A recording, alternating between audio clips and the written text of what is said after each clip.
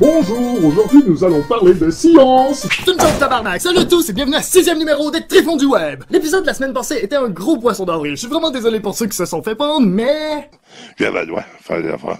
L'épisode de cette semaine portera sur le thème des fails militaires, et croyez mon expertise de néophyte quand je vous dis que... C'est beau, putain, on enchaîne avec l'intro.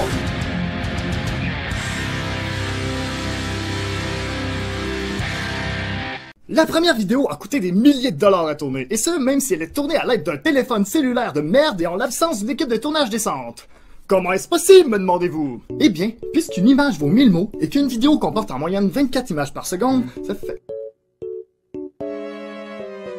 Ah, pis fuck off, voici la vidéo!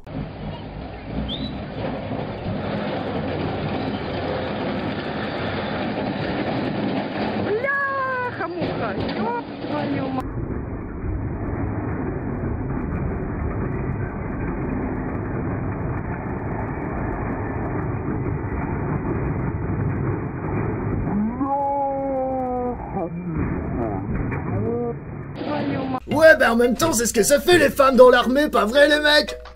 Qu'est-ce que c'est ça, là? Pas de joke sexiste sur mon plateau, des calices? Non, mais je voulais juste... Tu décalisses mon asti! Ok, c'est bon. Ce qui est le plus drôle de cette situation, ou le moins, dépendant de la position qui l'interprète, c'est que cet incident est loin d'être un cas isolé. En effet, le web comporte des centaines de vidéos du genre. En voici quelques exemples.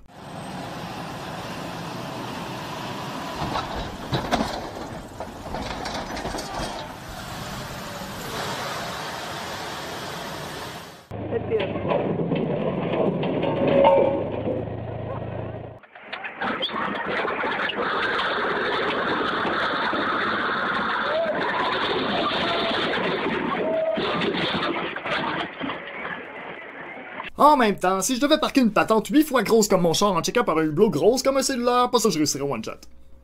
Peut-être en deux. Évidemment, je pourrais pas vous parler de vidéos concernant des tanks sans vous parler de cette vidéo où on voit un train transporter un armada de tanks à l'horizon.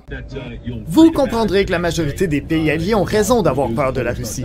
Parce que ce que vous voyez là, c'est rien. Et vous pensez que ça fait peur parce qu'il y en a beaucoup? Haha, il y en avait 3 fois plus avant qu'on essaye de les loader sur le train. Quoi qu'il en soit, vous savez désormais comment ne pas stationner un tank. Merci, Josh. Passons maintenant à la prochaine vidéo.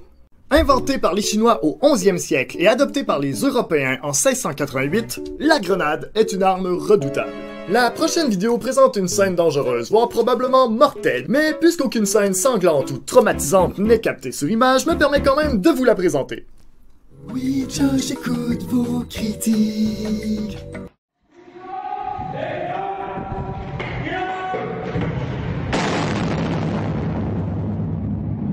Et voilà les enfants, c'est ce qui arrive quand on joue avec des objets dangereux. Et en même temps, j'ai vu tellement de vidéos de fails de grenades sur internet qu'on est quand même en droit de se demander si c'est réellement une arme efficace. Mais vous vous ferez vous-même votre propre idée après avoir vu les exemples suivants.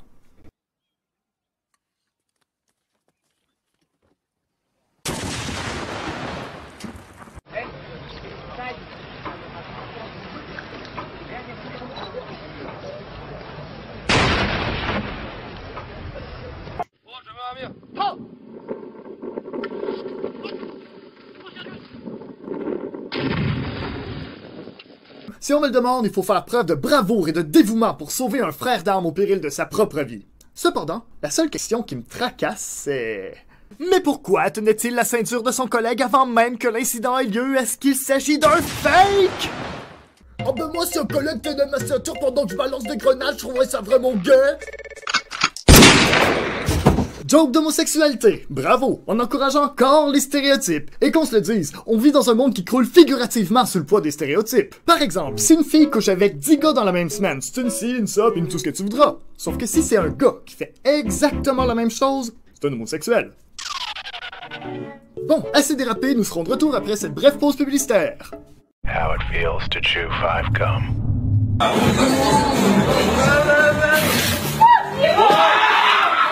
gum. Stimulate your senses.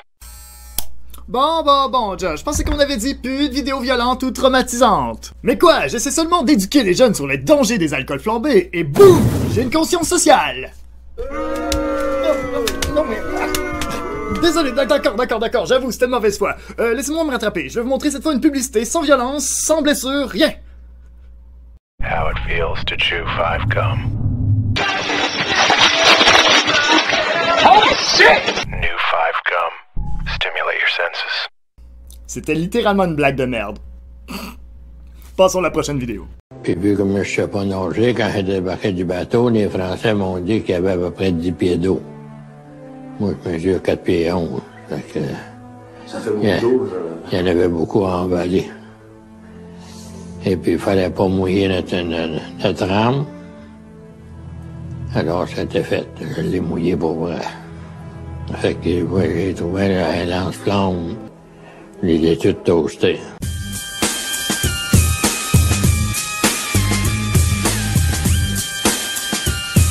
L'incendie du palais de justice de Bruxelles survint le 3 septembre 1944, lors de la débâcle allemande.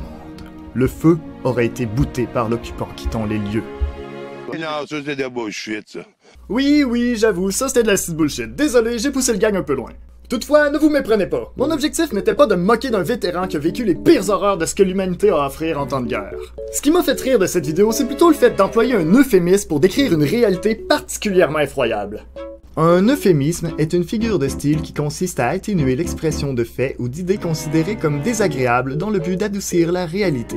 Ce que je trouve ironique de cet euphémisme, c'est que, pour moi, il est loin d'adoucir la réalité. En fait, quand j'entends j'essaie tout toaster, ce que j'imagine, c'est plutôt... Prenez ça, saloperie de nazi! Eh bien, c'est ce qui conclut l'épisode. Désolé du délai d'attente, ça a été vraiment long à sortir, mais ces temps-ci, j'ai un mode de vie vraiment... trop rempli à mon goût, ce qui me laisse très peu de temps pour faire des vidéos. Toutefois, n'oubliez pas de liker, partager et vous abonner, surtout vous abonner s'il vous plaît, parce que ça prend vraiment beaucoup de temps à faire ces vidéos-là, puis 17 abonnés, c'est pas très motivant, même si je vais continuer pareil. Là-dessus, je vous dis à la prochaine pour plus de vidéos de mauvais goût!